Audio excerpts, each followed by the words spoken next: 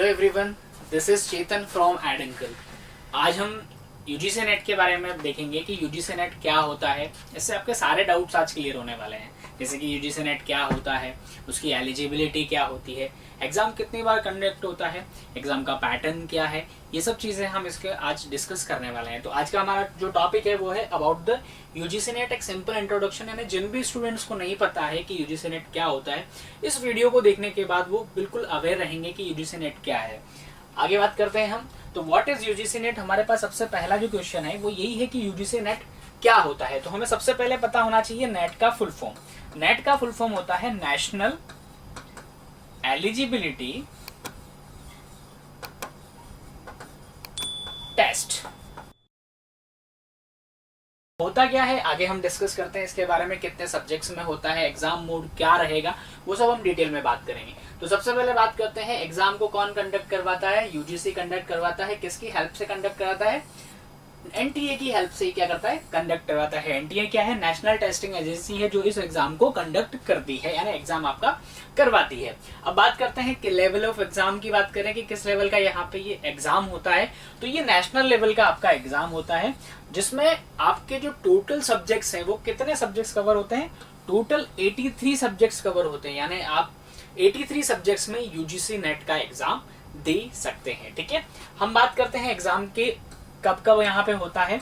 तो एग्जाम साल में 2 बार होता है, ट्वाइस इन अ ईयर होता है। एक जून अटेम्प्ट होता है आपका और एक दिसंबर अटेम्प्ट होता है। ठीक है, अभी बात करें हम तो जून में एग्जाम होंगे, उसके बाद बात करें हम तो दिसंबर में एग्जाम होंगे। ठीक है, अब एग्जाम के मोड की हम बात करते हैं कि एग्जाम कैसे होता है। सर, ऑनलाइन मोड पे होगा, ऑफलाइन मोड पे होगा। तो याद रखना, पहले यूजीसी नेट जो एग्जाम्स है वो ऑफलाइन पैटर्न पे हुआ करते थे, लेकिन अब जब से एनटीए ने कंडक्ट करना स्टार्ट किया है तो ये ऑनलाइन मोड पे चले गए हैं। यानी आपके कंप्यूटर बेस्ड टेस्ट होता है, यानी आपको ऑनलाइन एग्जाम देना होता है, जिसके लिए आपको टोटल 3 आवर्स का समय मिलता है, यानी 180 मिनट आपको मिलते हैं, जिसमें 2 पेपर होते हैं। पहला होता है पेपर 1 जो कि जनरल कैटेगरी का होता है, मतलब सभी जो हमने बात की अभी 83 सब्जेक्ट्स के लिए, तो उन सभी के लिए कॉमन होता है। ठीक है, पेपर 2 जो होता है वो हमारा सब्जेक्ट के लिए होता है, यानी सब्जेक्ट ओरिएंटेड होता है।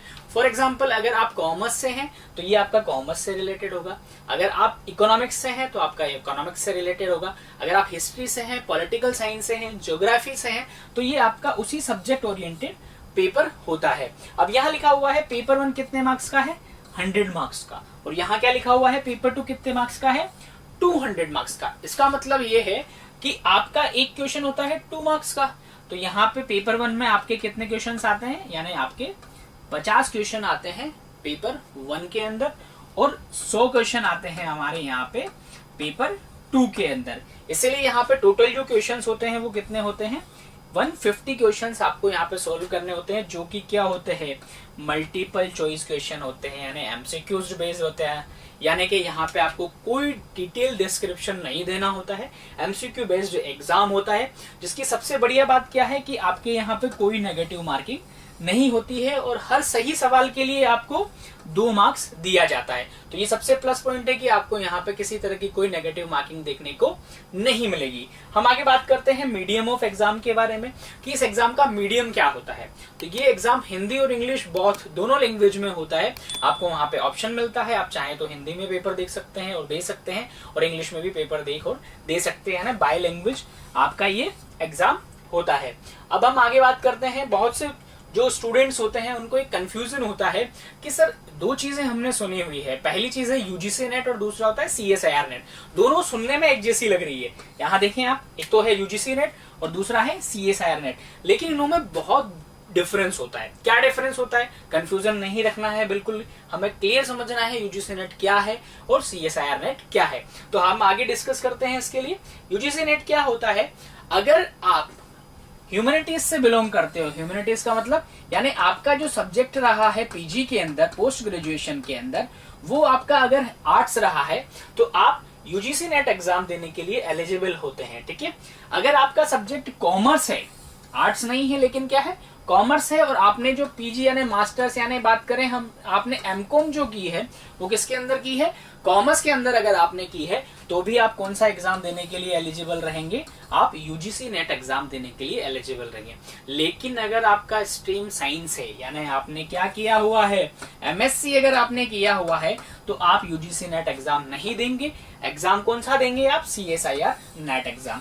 तो बेसिक से डिफरेंस की अगर हम बात करें तो सिंपल सा डिफरेंस है कि अगर आप आर्ट्स और कॉमर्स से हैं तो आप एग्जाम देंगे यूजीसी नेट, और अगर आप साइंस बैकग्राउंड से हैं तो आप एग्जाम देते हैं सीएसआईआर नेट। तो बेसिक डिफरेंस है जो आपको अब क्लियर हो चुका होगा। अब हम बात करते हैं कि सर ठीक है, ये समझ में आ गया कि यूजीसी नेट एग्जाम क्या होता है और कौन दे सकता है, सीएसआईआर नेट किन सब्जेक्ट के लिए होता है, लेकिन इसको कौन दे सकता है यानी एग्जाम में कौन बैठ सकता है, तो उसके बारे में हम आगे डिस्कस करते हैं। एलिजिबिलिटी हमारी क्या रहेगी, तो हमने जस्ट अभी बात करी थी कि अगर हम कॉमर्स से हैं या आर्ट्स से हैं तो हम कौन सा एग्जाम देंगे, यूजीसी नेट एग्जाम हम यहाँ पे देंगे।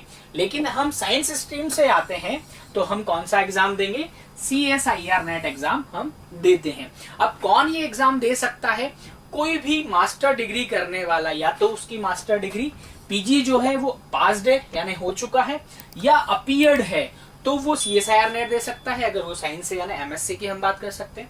अगर वो कॉमर्स से है और उसका अगर एमकॉम यानी पीजी उसका या तो हो चुका है या अपीयरिंग पे है तो भी वो यूजीसी नेट का एग्जाम दे सकता है। आर्ट्स की बात करें तो उसका एमए या तो वो पास कर चुका है या वो अपीयरिंग है तो वो यूजीसी नेट एग्जाम दे सकता है।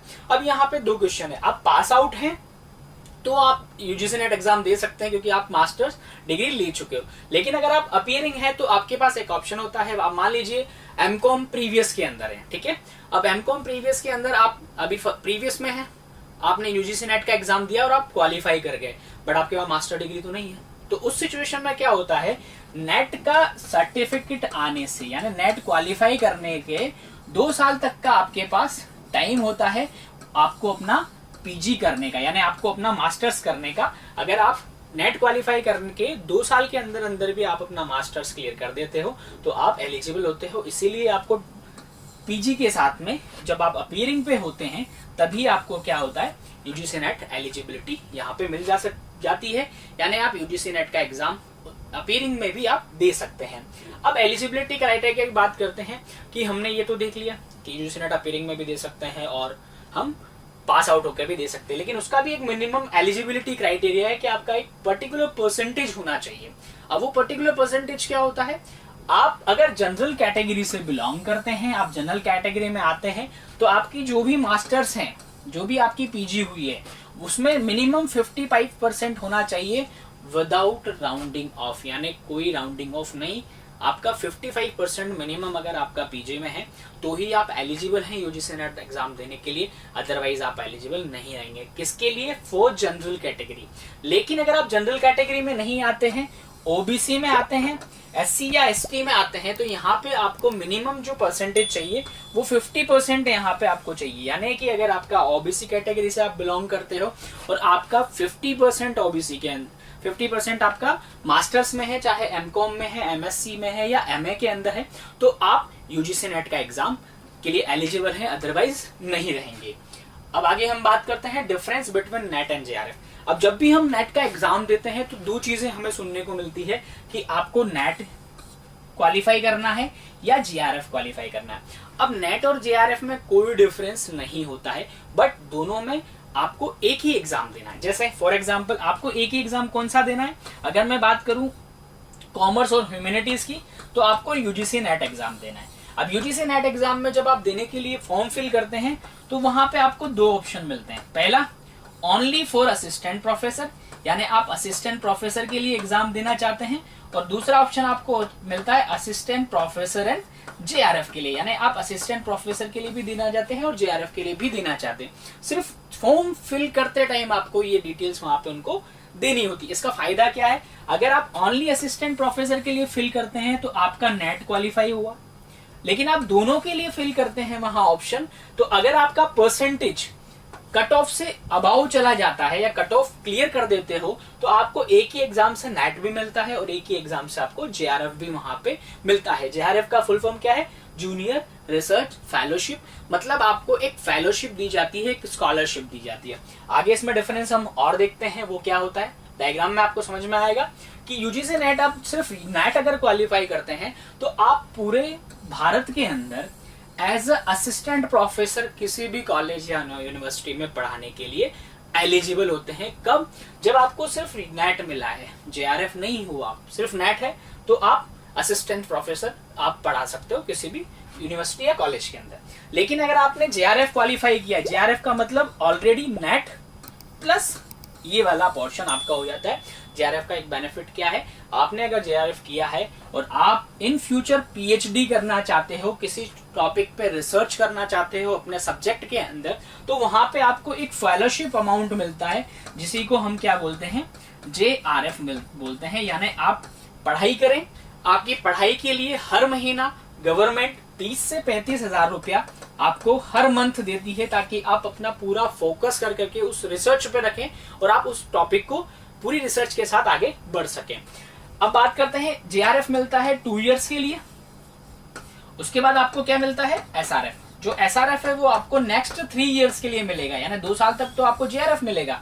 उसके बाद आपको अगले 3 साल के लिए क्या मिलता है, आपको एसआरएफ मिलता है। यानी जैसे ही आपने जेआरएफ क्वालिफाई किया, आपको गवर्नमेंट पीएचडी में जब आप एनरोलमेंट लेते हैं, तो पीएचडी में जैसे ही एनरोलमेंट लेते हैं, गवर्नमेंट आपको 30 से 35 हजार रुपए की जेआरएफ अमाउंट देती है आपको पीएचडी करने के लिए। तो ये सबसे पहले हमारे पास जेआरएफ क्वालिफाई करने का प्लस पॉइंट होता है। अब हम बात करें कि इसकी एज लिमिट क्या होती है, या इसके अटेम्प्ट्स, हम कितने अटेम्प्ट दे सकते हैं, कि हमारी एज लिमिट कब तक दे सकते हैं सर, और इसके कितने अटेम्प्ट्स होंगे।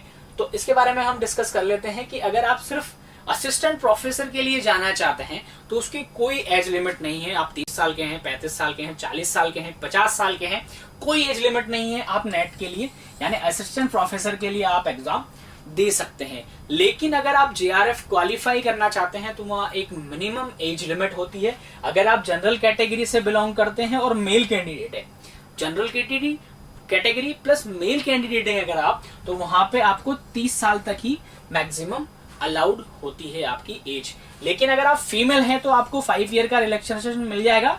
किस कैटेगरी में? जनरल कैटेगरी के अंदर। तो आप 35 इयर्स तक जेआरएफ का एग्जाम दे सकते हैं। अगर आप ओबीसी कैटेगरी से आते हैं तो आपको फिर से 5 ईयर का रिलैक्सेशन मिलेगा, चाहे मेल हो या फीमेल हो। आप 35 की उम्र तक, 35 की ईयर एज तक आप जेआरएफ का एग्जाम दे सकते हैं। नेट तो कभी भी दे सकते हैं, कोई एज लिमिट नहीं है। लेकिन जेआरएफ का एग्जाम आप 35 तक दे सकते हैं अगर आप ओबीसी कैटेगरी में आते हैं।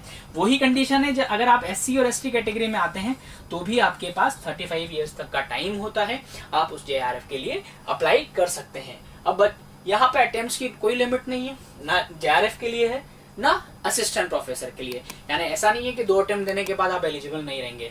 जब तक आपकी एज लिमिट है, अगर जेआरएफ की बात करो 30 तक आप कितने भी अटेम्प्ट दे सकते हैं। हर साल 2 बार एग्जाम होता है, ये हमने भी डिस्कस किया। इसकी कोई लिमिट नहीं है, आप 50 साल तक भी दे रहे हैं, 15 बार, 20 बार, 25 बार, 30 बार, जितनी बार दे, यहाँ पे कोई अटेम्प्ट्स की लिमिट नहीं होती है। ठीक है, अब हमने ये देख लिया यूजीसी नेट क्या है, ठीक है, कौन कंडक्ट कराता है, यूजीसी नेट और सीएसआईआर नेट में डिफरेंस क्या होता है, नेट और जेआरएफ में डिफरेंस क्या होता है। अब हम ये देखेंगे कि सर ठीक है सब चीजें ओके है, हमने देखा पेपर 1 और पेपर 2 दो होते हैं, तो पेपर पैटर्न क्या होता है उसके बारे में हम बात करते हैं। तो पेपर पैटर्न की बात करते हैं तो नवंबर 2017 तक, यानी अगर हम नवंबर 2017 तक की बात करें तो यूजीसी नेट के 3 पेपर हुआ करते थे। मैंने आपको बताया ऑफलाइन मोड पे होता था, पेपर 1, पेपर 2, पेपर 3। पेपर 1 की अगर हम बात करें तो पेपर 1 अभी अब हमने डिस्कस किया, जनरल कैटेगरी का हुआ करता था, क्योंकि 17 तक ये हुआ करता था पैटर्न। इसमें आपको पहले पेपर में 60 क्वेश्चंस मिलते थे, उन 60 क्वेश्चंस में से आपको 50 क्वेश्चंस करने पड़ते थे।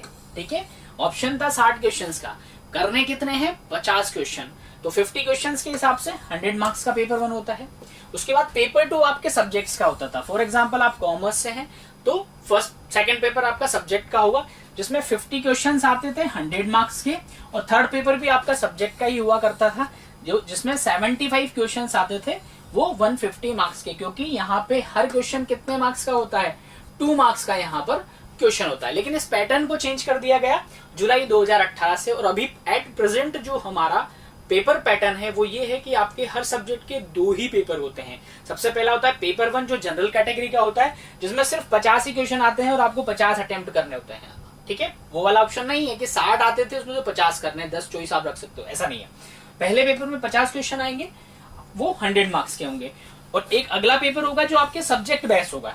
आप कॉमर्स से हैं, आप इकोनॉमिक्स से हैं, आप हिस्ट्री से हैं, पोल साइंस से हैं, ज्योग्राफी से हैं, किसी से भी अगर आप हैं तो आपको वहां पे पेपर 2 सब्जेक्ट का ही मिलेगा जो आपने पीजी और यूजी में आपने पढ़ा है। उसके 100 क्वेश्चन आपके यहाँ आते हैं जो 200 मार्क्स के होते हैं। टोटल हम नंबर ऑफ क्वेश्चंस की बात करें तो आपके नेट के अंदर 150 क्वेश्चंस आते हैं, उनका वेटेज जो होता है वो 300 मार्क्स का यहाँ पे होता है। तो ये सिंपल सा पेपर पैटर्न है कि आपको 2 पेपर देने होते हैं अगर आपको नेट क्वालिफाई करना है। पेपर 1 जनरल कैटेगरी का होता है, पेपर 2 आपका सब्जेक्ट ओरिएंटेड होता है, ठीक है, जो आपने सब्जेक्ट चूज किया हुआ है। अब सिलेबस की बात करते हैं कि नेट और जेआरएफ के एग्जाम के लिए सिलेबस क्या रहता है। तो मैंने आपको बताया पेपर 1 जनरल कैटेगरी का है, 83 सब्जेक्ट्स में जिसका जो भी सब्जेक्ट है सबको एक ही पेपर देना है। जनरल कैटेगरी का सबका सेम रहता है सिलेबस, तो हम उसी के बारे में डिस्कस कर लेते हैं। क्या होता है इसके अंदर 10 यूनिट्स होती है, यूनिट 1 टू यूनिट 10 ये सबके लिए कॉमन है क्योंकि जनरल एप्टीट्यूड होता है, जनरल पेपर आपका यहाँ पे होता है जिसमें कौन कौन सी यूनिट होती है, टीचिंग एप्टीट्यूड, ठीक है, रिसर्च एप्टीट्यूड यहाँ पे होता है, आपका कम्युनिकेशन यहाँ पे होगा, रीडिंग कॉम्प्रिहेंसिव यहाँ पे होगा, मैथमेटिकल रीजनिंग यहाँ पे होगी, हायर एजुकेशन यहाँ पे होगा, पीपल एंड एनवायरनमेंट यहाँ पे होगा, आईसीटी यहाँ होगा, इंफॉर्मेशन एंड कम्युनिकेशन टेक्नोलॉजी यहाँ पर रहेगी। तो ये 10 टॉप यूनिट्स सबके लिए सेम होती है जो पेपर 1 होता है। अब हमने बात करी पेपर 2 भी है, तो पेपर 2 कुछ नहीं है, आपने जो सब्जेक्ट आपका पीजी का रहा है उसी सब्जेक्ट ओरिएंटेड उसमें सिलेबस होता है, उसकी भी 10 यूनिट्स होती है। अब इसकी बात करें, पहले तक ये डिफाइंड था कि हर यूनिट में से आपको 5 क्वेश्चंस मिलेंगे, हर यूनिट में से फिक्स था पहले 5 क्वेश्चन मिलेंगे, यानी 10 यूनिट की हम बात करें तो 5 के हिसाब से 50 क्वेश्चंस होते हैं। लेकिन ये पैटर्न अब नहीं है, एनटीए किसी भी यूनिट से कितना भी क्वेश्चन पूछ सकता है।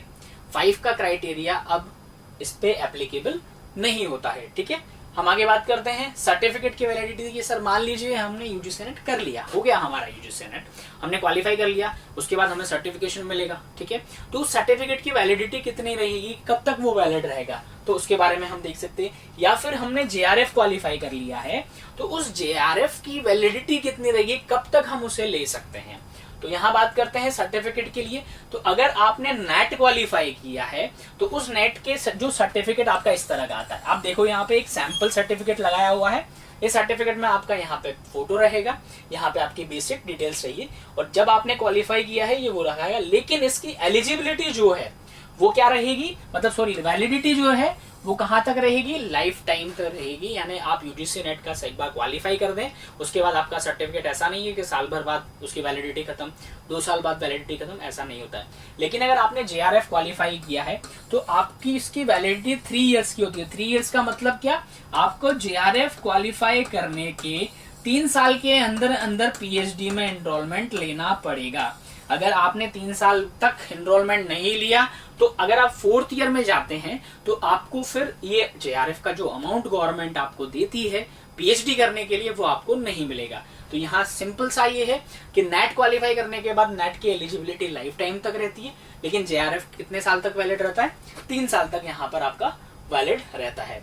अब हमें समझ में आ गया नेट एग्जाम क्या होता है, पेपर पैटर्न क्या होता है, सीएसआईआर यूजीसी नेट में क्या डिफरेंस होता है। तो हम अगर टारगेट करें, क्योंकि जैसे हमने बात की थी कि पेपर 2 बार होता है एक साल में, एक बार दिसंबर के अंदर, एक बार जून के अंदर। तो अब हम बात करें नेक्स्ट अटेम्प्ट की, तो हमारे पास सर कब अपॉर्चुनिटी है यूजीसी नेट क्रैक करने के लिए। तो यूजीसी नेट क्रैक करने के लिए हमारे पास दिसंबर अटेम्प्ट अभी आने वाला है, दिसंबर 2023, जिसमें हम हमारा एग्जाम को क्वालिफाई कर सकते हैं, क्रैक कर सकते हैं और यूजीसी नेट के बेनिफिट ले सकते हैं। हम एज अ असिस्टेंट प्रोफेसर किसी भी कॉलेज या यूनिवर्सिटी में पढ़ाने के लिए एलिजिबल हो जाते हैं। अगर हमने जेआरएफ क्वालिफाई किया है तो हमें गवर्नमेंट से एक फेलोशिप अमाउंट मिलना स्टार्ट हो जाता है, जिससे हम हमारी हायर स्टडीज के लिए, पीएचडीज के लिए हम क्या कर सकते हैं, एनरोलमेंट करवा सकते हैं। कि ये हमारी एक बेसिक डिटेल थी, बेसिक इंफॉर्मेशन थी जो मैंने आप लोगों के साथ शेयर की। आई होप समझ में आया होगा। इसी से रिलेटेड हमने यूजीसी नेट पढ़ लिया कि यूजीसी नेट क्या होता है, कौन करवाता है, बेसिक डिटेल्स हमने देख ली है। लेकिन अगर आप जानना चाहते हैं कि यूजीसी नेट एग्जाम हमारे लिए कितना इम्पोर्टेंट है, उसका क्या इम्पोर्टेंस है, उससे हमें क्या बेनिफिट है, हमारा करियर ग्रोथ कैसा रहेगा, हम कौन सा करियर बना सकते हैं। तो इसके लिए आप मेरा सेकंड वीडियो देख सकते हैं जिसके अंदर आपको, जिसका लिंक आपको डिस्क्रिप्शन में मिल जाएगा।